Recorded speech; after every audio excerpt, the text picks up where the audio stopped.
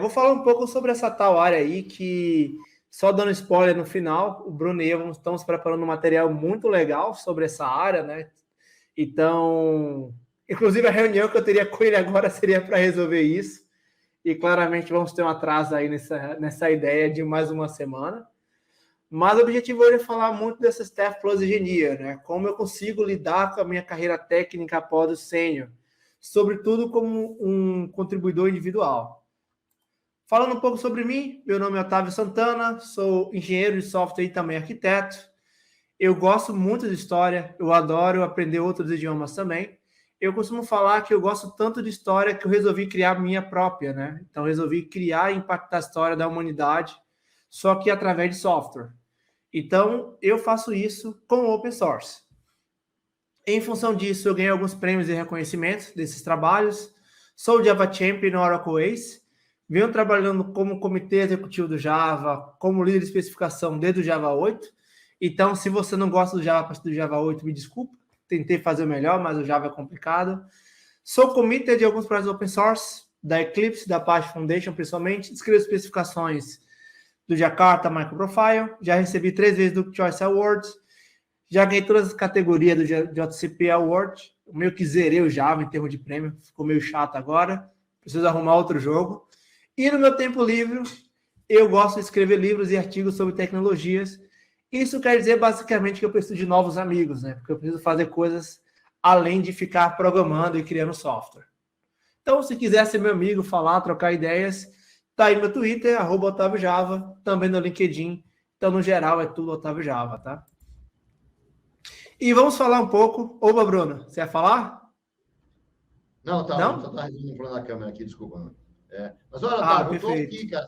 Se quiser que eu participe de alguma coisa da discussão, tô por aqui, tá? Aparece aí. Temos 35 minutos. Então, Bruno, eu vou sempre deixar o spot para você, tá? Aí se quiser entrar, você entra. Então, no começo, nós tínhamos esse plano de carreira, né? Nós começamos como engenheiro júnior, vamos para middle level e vamos para sênior. E a evolução natural, o Bruno pode falar isso muito melhor, era o gerente, ou o diretor de engenharia, todo esse tipo de coisa.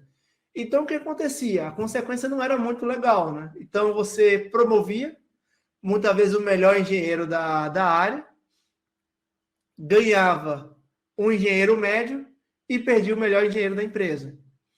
E, com o tempo, nós concluímos que isso era um desperdício de recurso, infelicidade, o que gerava uma alta rotatividade, uma perda de potencial das pessoas, né, do capital humano, e uma improdutividade, porque a pessoa gostava de ser engenheiro e migrou para uma área que ele não atuava muito bem ou que ele não era muito feliz com ela, né?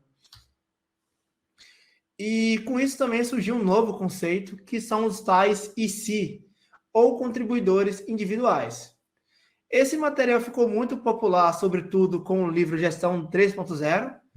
Não é o foco do livro, tá? Mas o livro não fala diretamente sobre isso, mas ele fala muito de times empoderados, com maior autonomia, e esse tipo de coisa, inclusive, possibilitou com maior frequência o time de uma pessoa só, ou contribuidor individual.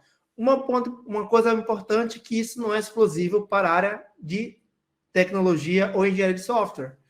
Então, é muito comum, por exemplo, hoje temos cirurgiões com mais de 20, 30 anos, ou seja, ele é um belo de cirurgião e ele não lida com gestão de pessoas. Isso vai variar muito de empresa para empresa, de RH para RH. As pessoas veem, né, a carreira em Y como o primeiro passo para essa evolução. E, com base nisso, surgiu também o porquê, né? Afinal, caramba, por que eu preciso de um cara ou de um engenheiro tão técnico para operar esse tipo de coisa? Por que eu preciso de um engenheiro que depois de sênior continue operando tecnicamente? Vamos para o mundo, né? O mundo hoje é tudo software. Então, uma coisa que o Bruno fala que é muito legal, que é um escrito da Forbes de 2011, que foi reescrito em 2017, que ele fala que hoje toda empresa é uma empresa de software. Depois fomos evoluindo até a CMMI ano passado falar, cara, é impossível fazer alguma coisa sem software. Todo negócio é um negócio de software. Bruno? Cara, toda vez que você aparecer, eu vou achar que você vai falar alguma coisa. Mas eu acho que foi sem querer também. Tá no mudo? Não? Vai testando aí, vai testando aí. E afinal, o que nós queremos, né? Atingir com software, com esse tipo de coisa. Porque, como eu já falei, cara, o mundo está cada vez mais integrado com software, todo negócio é um software, a própria empresa, ela lida com vários softwares, e o maior objetivo de ter um engenheiro que vai profundamente nesse assunto é justamente, o maior objetivo é atingir a simplicidade. Porque é natural que nós temos muitas ferramentas, temos muitas tecnologias, e é difícil escolher apenas uma, né? Temos um material que se chama, né, o paradoxo da escolha. Então, hoje temos tantas escolhas que é difícil você escolher uma só. Esse livro é muito legal e você vai sentir como eu, né? Que eu quero assistir um filme no Netflix e muitas vezes eu passo mais tempo escolhendo o filme do que o assistindo. Então, tem esse livro aqui que ele fala, né, filosofia do design de software, que ele fala isso, que hoje o maior desafio com tanta opção é conseguir a simplicidade. E, cara, lidar com pessoas é uma técnica importante e crucial. E são importantes. Os gestores de pessoas são muito importantes. Porém, é importante que exista um engenheiro que também guie tecnicamente as pessoas, que tenha um espaço que veja o além, né? Que não esteja dentro de um problema, mas que veja toda a linha estratégica da empresa, dado a importância que nós temos software hoje em dia. Então, quando nós pensamos na área de gestão de pessoas, é legal, mas, cara, e a tecnologia? E as metodologias? E o software? E a arquitetura? Como garantir que não gere um caos? E se nós colocamos apenas engenheiros sem a gestão, nós temos um problema, né? Muitas vezes a gente quer colocar tecnologia de todos os tipos, todas as formas. E onde está o negócio com isso? Então, é importante, em termos de carreira, ter alguém ali no meio. Ou seja, ele não é um gestor, mas ele também não está focado no problema. Ele é uma pessoa que tem uma visão mais ampla, sobretudo na perspectiva da empresa. Então, com esse objetivo, nasceu um novo plano de carreira para a área de engenharia de software. Então, algumas pessoas chamam isso de carreira em Y 2.0, e eles relatam, né? Esse livro é muito legal, um livro recente de 2019, que é do Bill Lawson, que fala dessa nova carreira, dessa nova perspectiva da área de engenharia de software, que é o Staff Plus Engineer, tá? Então, qual a ideia dessa área de Staff Plus Engineer? Antes nós tínhamos o Tech Lead, e ele evoluindo até diretor. E a carreira Y era um especialista, e ele continua especialista para vários níveis. A ideia agora é que eu consiga alinhar e tenha uma correlação entre a área de gestão com a área também de liderança. Ou seja, vamos ter agora propriamente um líder técnico. Eu posso continuar sendo sênior, tá? Não é proibido, tá tudo bem. Porém, existe essa opção de Staff Plus Engineer, que é uma pessoa que continua codando, porém um pouco menos. Afinal, o foco dele também passa a ser uma visão estratégica da empresa. Então, em alguns locais, está começando a se tornar esse formato. Lembra que existe uma correlação entre o gestor e o seu cargo técnico de engenharia. Então, nós temos o Head, e ele é um Staff, tá? Então, por isso tem o nome Staff Plus, né? Para a área técnica. Então, de Staff para cima. Temos o diretor, que tem o seu par técnico, que é o Principal. E temos o vice-presidente, cujo seu par técnico é o Distinguished. Algumas empresas criam um novo cargo, que é o Fellow, e é importante deixar claro, não existe um padrão para a evolução da carreira técnica. Essa tendência começou nas empresas que lidam com tecnologia e agora está indo cada vez para empresas que produzem para usuários, né? Ou seja, empresas que fazem B2U, né? Business para o usuário. Então, eu acho que, eventualmente, esse tipo de cargo aí tende a chegar no Brasil. Então, muito possivelmente, em breve você vai ver a empresa utilizando essa nomenclatura, Principal, Distinguished, Staff, e quem sabe no futuro aí também, não só o termo, mas também a metodologia. Certo, Bruno? É isso aí, galera. Só que você está me ouvindo bem, Otávio? Perfeitamente bem. Então, beleza. É isso aí. Olha, galera, realmente a gente está vendo isso como uma excelente oportunidade, né? Porque esses,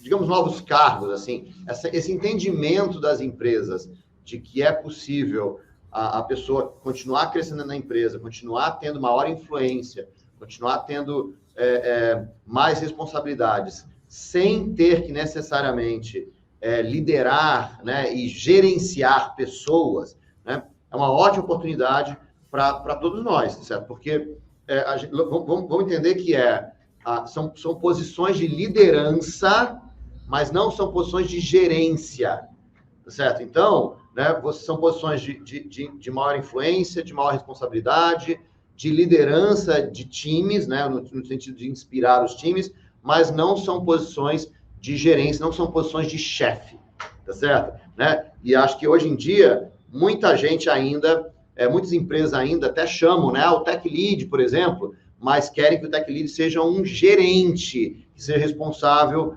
por gerenciar as pessoas e cuidar se o cara está vindo, se não está vindo, né? E cuidar. Então, assim, essas posições que eu estava falando aqui, né, do Staff Plus, são posições de liderança e não de gerência. Opa, maravilha, Bruno. E como o Bruno já falou, então já salvou meu tempo. Cara, quem é o Staff Plus Engineer? Ele é o IC, né, um contribuidor individual. Ele não tem time, ele é um expert e ele tem uma visão, ou ele deve ter uma visão mais executiva da coisa. Então, vou passar rápido aqui. Só que ele tem um impacto, não é mesmo, Bruno? Então, ele é um cara mais proativo, ele cuida, ele evita desperdício e, sobretudo, ele tem que ter uma visão muito além do código, né? Ele vê o código de maneira estratégica.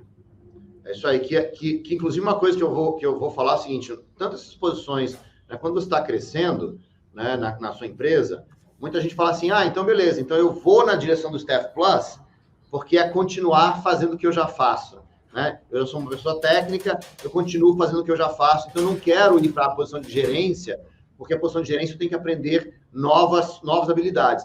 E, cara, um desenvolvedor sênior não é um Staff Plus, tá certo? Essas posições aí de ser mais proativo, de você, né, ter mais responsabilidade, são posições que você vai ter que aprender novas habilidades. Se você não aprender novas habilidades, você vai continuar sendo um sênior para sempre, né? Então, essas posições são, sim, posições de liderança, são posições de novas habilidades, para que, então, assim, você vai precisar, não é fazer o que você já faz, é fazer diferente. Exato. Esse é o grande ponto, né? Eu acho que o ponto de impacto é o mais importante. E, cara, não existe um único caminho para ser um Staff Plus Engineer. Existem especializações, existem arquétipos, eu acho, não, estereótipos, em português, não sei. Mas o grande ponto é que ele impacta de maneira estratégica. Acho que o Bruno está resolvendo um problema aqui, então vou dar um passo aqui. Falando sobre os arquétipos, o livro que eu falei, né, que é o Staff Plus Engineer do Will Larson, ele fala de 4 que são muito interessantes. O Tech Lead, não confundir com o cargo Tech Lead, ele é um técnico que guia o time tecnicamente. Então, ele não vai falar nada além do quesito técnico. Então, esse seria o calendário do Tech Lead, né? Então, repara que ele tem algumas reuniões com o time, mas ele também tem um tempo de realizar código. Então, 2 vezes por semana, por exemplo, é uma média, né?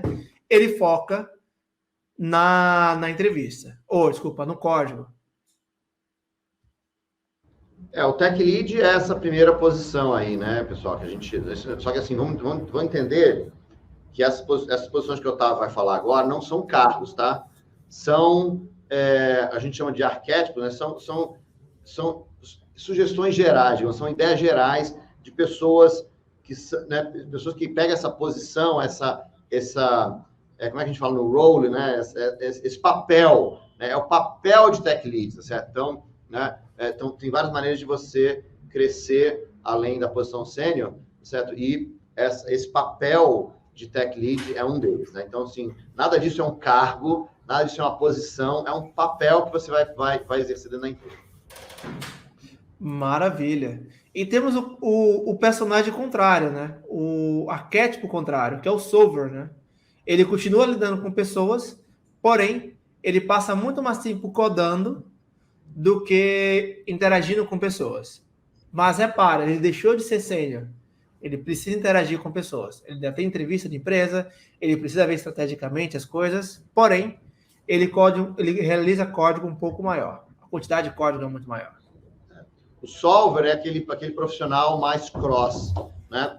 Que o trabalho dele principal é de resolver grandes problemas, né? Então, o solver muitas vezes está envolvido em resolver um problema de performance, por exemplo, ou a resolver um problema de que a entrega não está sendo feita a tempo, ou talvez o solver é o cara que vai fazer um protótipo de uma nova solução para resolver alguma coisa. Quer dizer, o solver é a pessoa que vai mais a fundo em problemas específicos, em vez de ficar naquela visão de ter que ficar implementando a solução, por exemplo. Então, ele vai ser a pessoa responsável por resolver os grandes problemas que estão acontecendo no projeto. E talvez ser cross, né? Talvez ele vá trabalhar, dependendo do tamanho da empresa, talvez ele vá trabalhar em vários projetos diferentes, né? Sendo a pessoa chamada para resolver aquele problema, muitas vezes pontual, mais importante.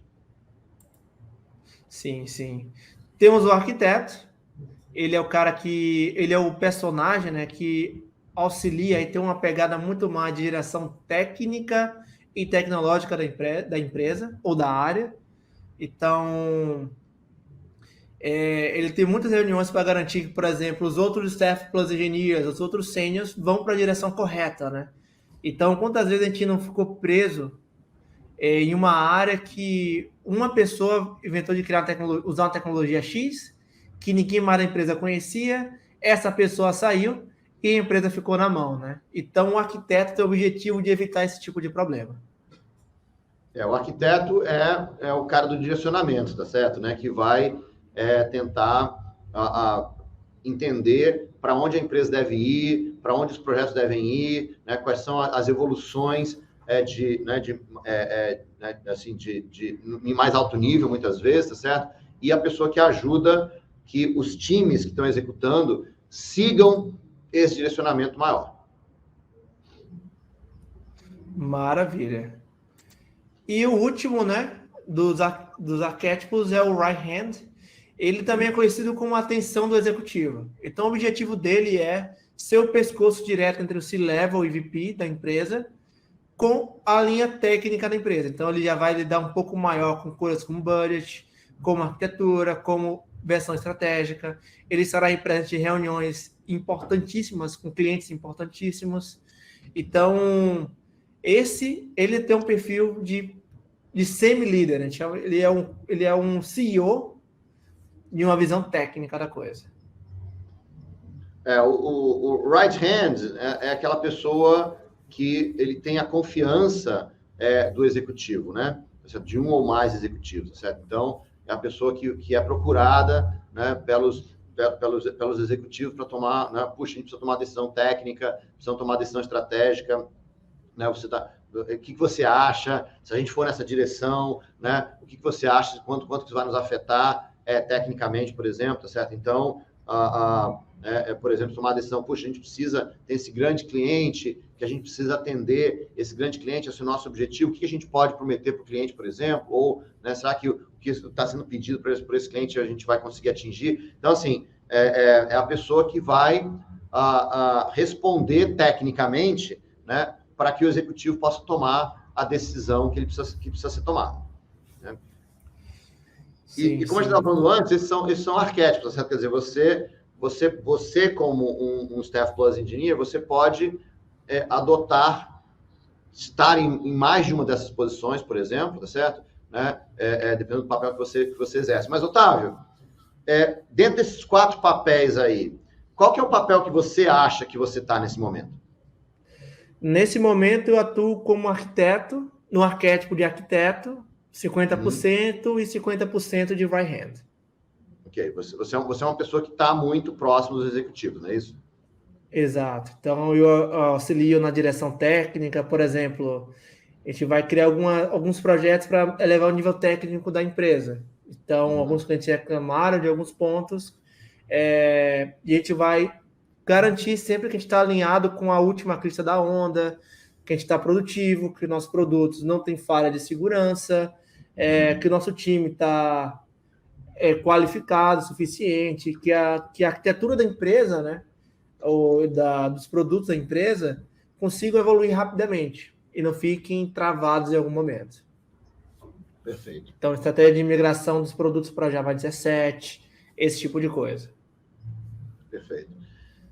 E uma pergunta que muita gente faz, né, sobre ser generalista, ser especialista, as pessoas acham que quando você caminha na direção do Staff Plus, né, você se torna cada vez mais um especialista, por exemplo, né?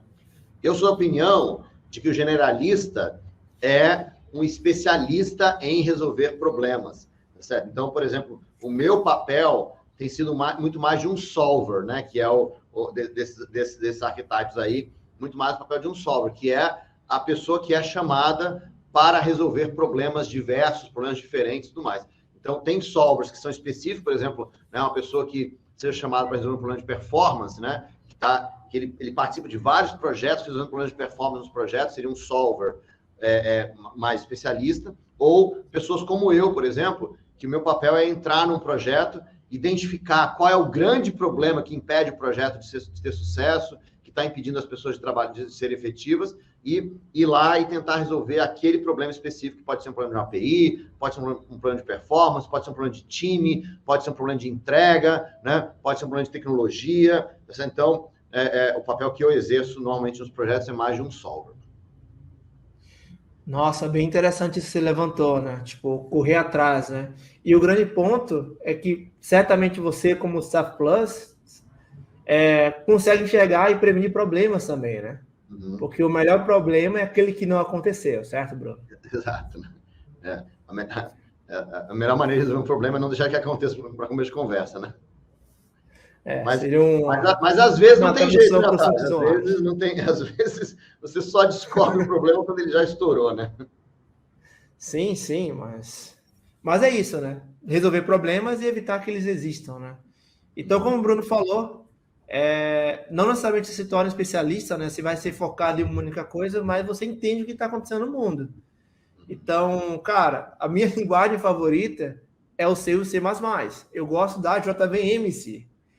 Obviamente trabalho com Java, mas a minha linguagem favorita é o C e C++. Mas eu sei API Java, eu sei o que está acontecendo no Kubernetes, eu tenho a noção do que é o Go. Então, assim, eu sei o que está acontecendo no mundo. E não necessariamente eu resolvo todos os problemas da empresa, mas eu sei quem pode resolvê-los, né? Então, que é uma coisa interessante também na área, né? Entender o que você sabe e o que você não sabe, né? O quem melhor para resolver esse tipo de problema. É isso aí. Muito bom. E, cara, o grande ponto, aí eu quero ver a opinião do Bruno, né? É que eles têm pontos em comuns, que é um resultado estratégico. Então, o pós-sênior, ele não pode fazer o mesmo impacto que um júnior, que um pleno, que um sênior. Foi exatamente o que o Bruno falou. O Staff Plus Engineer, ele é um técnico, porém ele não vai seguir da mesma forma que um sênior. Ele vai vislumbrar impactos técnicos e estratégicos. Ele vai overseeing, ele vai ser proativo, ele vai cuidar e ele vai, sobretudo, evitar problemas e prejuízos. Então, isso é muito interessante. Tem um caso muito legal, Bruno, não sei se você já viu, do Knight Groups, que é uma empresa que valia 465 milhões de dólares e ela quebrou em 45 minutos. E você pensa, nossa, como isso pôde acontecer? Ele fez o deploy de um código que ele achou que não estava utilizado, ele comentou o código lá, aí passou algum tempo, as pessoas falaram, cara, vou utilizar esse código aqui porque está próximo de ser concluído. Que problema tem? Testou em ambiente local, nenhum problema. Ambiente de staging, nenhum problema, então vou colocar em produção. Quando colocou em produção, ele perdeu todas as contabilidades da empresa. Então, obviamente, a empresa perdeu credibilidade e em 45 minutos, a empresa deixou de ser uma meio bilionária para a empresa quebrada.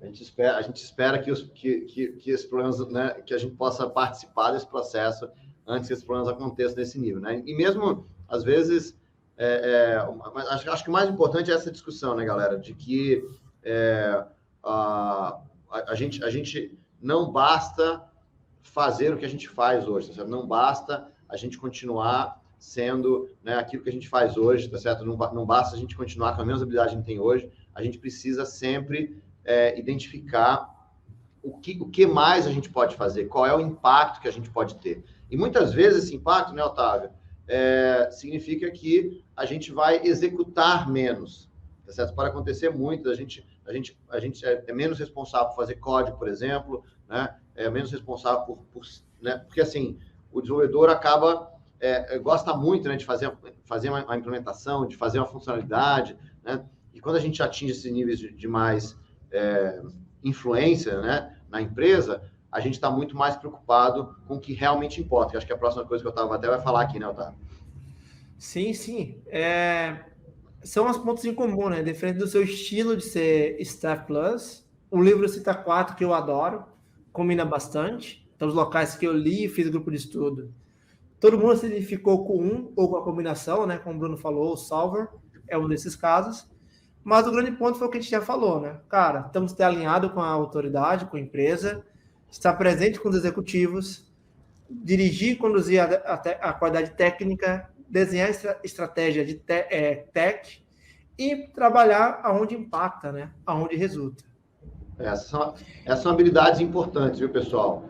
Porque isso que a gente está falando das novas habilidades, certo? Né? Você pode ver que essas habilidades aqui, muitas delas, a gente acaba tendo que fazer pelo menos uma parte dela quando a gente é sênior, né? Mas quando a gente está numa posição de influência maior, né, a gente precisa ser muito bom nessas coisas, certo? Né? Por exemplo, muito bom em decidir o que importa. Às vezes, quando a gente é numa posição sênior, muitas vezes a gente faz o que foi definido para a gente fazer, né? O Staff Plus é uma posição de mais independência, quer dizer, então, se você identificar, eu não deveria estar trabalhando nisso, tem coisas mais importantes na empresa. Então, você poder assumir essa responsabilidade, você, né, ter essa independência de escolher o que realmente importa e você estar alinhado com o que realmente importa na empresa é muito importante. E muitas vezes, né, esse é o diferencial, tá certo? De você caminhar nessa direção do Staff Plus, de você entender que você deveria ter essa independência e lutar por ela, né? Certo? Então, quando você é capaz de lutar dentro da empresa, assim, eu não deveria estar aqui codificando as funcionalidades. Tem coisas mais importantes que a gente está fazendo na empresa e você lutar por isso, você ir atrás dessa independência é fundamental. E isso foi uma coisa que aconteceu, inclusive, comigo. Então, na discussão, eles queriam que eu ficasse numa parte técnica. Eu falei, olha, escalar um software é a coisa mais fácil que eu posso fazer. Eu consigo pegar uma instância e multiplicar por 1000 na Amazon. Mas o de maior impacto hoje para a empresa é escalar a cultura. Então, garantir uma boa qualidade de software. E eu não consigo escalar bons engenheiros de maneira tão fácil. Então, eu tenho que educar os que já têm. Então, esse foi o que o Bruno falou, né? Ter essa autonomia, garantir essa confiança, né? Para trabalhar onde importa, é o grande diferencial. Perfeito, excelente. E tem uns desafios, né, Bruno? Uma coisa que eu reparo é que, assim, livros de Staff Plus Engineer, treinamento, mentores, ainda são muito poucos comparados com a área de liderança. Então, a área que precisa de maturidade, se a gente comparar a área técnica com a área de gestão, né? Então, tem os materiais de Marco Aurélio, falam sobre liderança. E poucos materiais sobre Staff Plus Engineer. Decisões. Tipo, aonde é a decisão técnica, aonde é a decisão de gestão. Naturalmente, um Staff Plus Engineer tem mais meetings e ele vai codar menos, tá? Então, assim, você não vai continuar fazendo a mesma coisa que você faz como sênior. Você vai ter mais reuniões e estará próximo de um executivo. Então, aí vai um pouco das minhas dificuldades. Eu quero ver um pouco mais do Bruno, né? Então, cara, comunicação. Então, você passa muito mais tempo realizando comunicações e reuniões. A liderança de time, não necessariamente você vai codar, você vai guiar o time tecnicamente, você vai garantir, multiplicar a cultura de bons códigos, dar espaço para as pessoas, né? Ceder oportunidades e você corta menos. Você vira mais um guia e um orientador técnico e um advisor do que uma pessoa que vai botar o fone de ouvido e ficar no seu código e ignorar a empresa, né? Até porque quando nós falamos de estratégia da empresa, é muito natural que a empresa quer que você conduza todo o time técnico com relação a isso, né? Então, isso é muito importante. Muito bom. Assim, tudo isso são as habilidades que a gente precisa ter. Inclusive, né, eu queria até perguntar para você que está aqui nos assistindo, né, quais são os desafios, como é que você se vê nesse processo aí de você, né, atingir o após-sênior? Você percebe alguma dificuldade, algum desafio, né? Que perguntas que você tem aqui para a gente, enquanto eu estava terminando o conteúdo, a gente já pode começar a pensar, né? Eu não sei, alguém está contando o tempo aí, galera? Eu estava contando quanto tempo tem. Oi? Ainda tem 10 minutos, Otávio? Opa. Então, vamos nessa. Então, esses são os desafios. Um pouco da minha visão, tá, Bruno? Então, assim, cara, como consigo atingir essa pós-senioridade, né? Os conceitos básicos são importantes. Então, foi o que o Bruno falou também, não ser focado em uma tecnologia, mas saber o que está acontecendo no mundo, ser pragmático, entender a motivação, entender o porquê das coisas. E, para mim, o maior objetivo da arquitetura de software hoje é atingir simplicidade. Então, cara, o que eu quero combater hoje como Staff Plus Engineer? A escolha de tecnologia de maneira demasiada. O Over Engineer é o maior inimigo de todos, né? Tem um artigo muito legal que ele fala sobre isso, né? Que, cara, a complexidade está matando os desenvolvedores de softwares. E ele fala um pouco do livro Paradoxo da Escolha, que é algo bem interessante. Temos mais ferramentas que era para deixar a gente mais produtivo, só que essa escolha em demasia fez com que a gente se tornasse menos produtivo.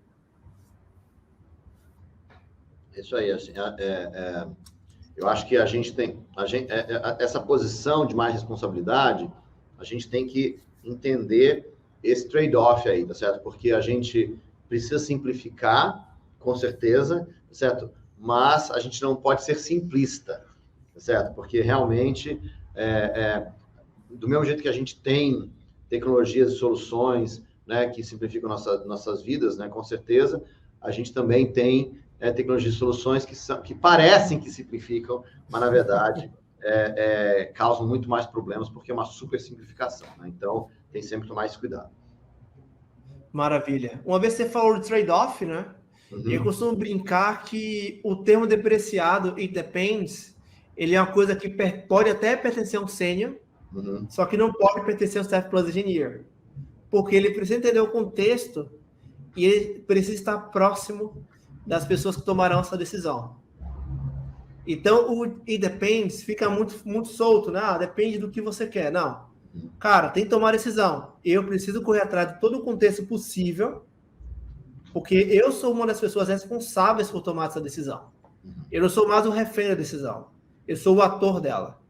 Então, eu brincando, né, pensando em uma árvore, cara, arquitetura de software, você é técnico, um design simples, pensar no que o Bruno já falou, no trade-off, fazer as questões corretas, no momento correto, e pensar que um código ele não foi feito para morrer amanhã, né? Então, pensar que um código ele pode sobreviver por 10, 20, 30, 40 anos, obviamente sofrendo as refatorações ao longo do tempo. É isso aí. Você vê que é esse caminho, né, pessoal? De um caminho de quando você cresce, né, para essas posições, né, que são posições de muito mais responsabilidade, com certeza, né? Então, são posições de muito mais impacto na empresa, né? Então, quando você começa a atingir essas posições, você precisa assumir essa responsabilidade, precisa assumir essa independência e não ficar simplesmente esperando, né, que outras pessoas decidam, esperando, né? Então, pode ser muito importante, claro, obviamente, ouvir as pessoas, ouvir as decisões, entender o que está acontecendo é muito importante, é fundamental, mas a gente não pode ficar, não, tudo bem, mas podemos ir por esse lado, podemos ir por esse lado, podemos ir por outro lado, né? E ficar nessa indecisão o tempo inteiro, certo? Então, eu acho que quanto mais a gente assume a responsabilidade, mais a gente está responsável por caminhar, por avançar, né? Um papel muito importante é o papel da gente tomar decisões, né? Então, muitas vezes a gente está numa posição de sênior, a gente fica esperando, mas a empresa tem que tomar decisão, ou qual a decisão que tem que ser tomada, qualquer coisa assim. E nesse papel do Staff Plus, a gente está muito mais... o nosso objetivo é muito mais identificar quais são as decisões que precisam ser tomadas e tomar essas decisões, né? Ouvindo, discutindo, claro, com certeza, mas tomando as decisões para que as coisas possam continuar e possam avançar. Porque um papel muito importante do Staff Plus eu gosto muito de pensar nisso, não sei se vocês já viram na rua, por exemplo, né, quando você tem aqueles caminhões gigantes em São Paulo, isso é muito comum, né, que São Paulo passa aqueles caminhões gigantescos, né, e são caminhões né, que são dezenas, às vezes, né, dezenas de eixos, assim, carregando aquelas peças enormes, e aí vai um batedor na frente, né? Às vezes esse batedor passa 1, 2 dias na frente, aonde ele está olhando, né, quais são os sinais que vão ser desmontados, quais são as placas que vão ser removidas, né, qual é o lugar onde o caminhão vai poder estacionar durante o dia, né, porque acaba viajando só à noite, por exemplo.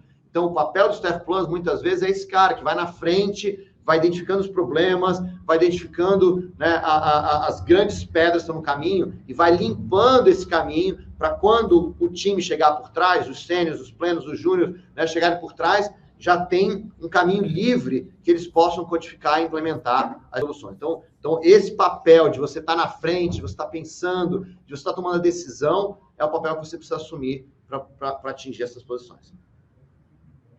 Maravilha. Então, como você falou, né, Bruno? Cara, comunicação é a chave. Uhum. É impossível você assumir uma liderança dessa, uma posição dessa, sem pensar em comunicação. Então, uma coisa que eu aprendi, principalmente com o Bruno, é um termo legal, né? Que é o storytelling. Então, a maneira como você vai contar para o seu par, né? Ou seu chefe, uma decisão é muito importante.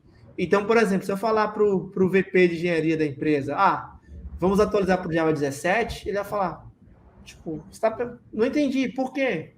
Agora eu tenho que falar, não, vou fazer uma atualização para garantir maior segurança, maior eficiência e uma maior economia de custo de computação em nuvem.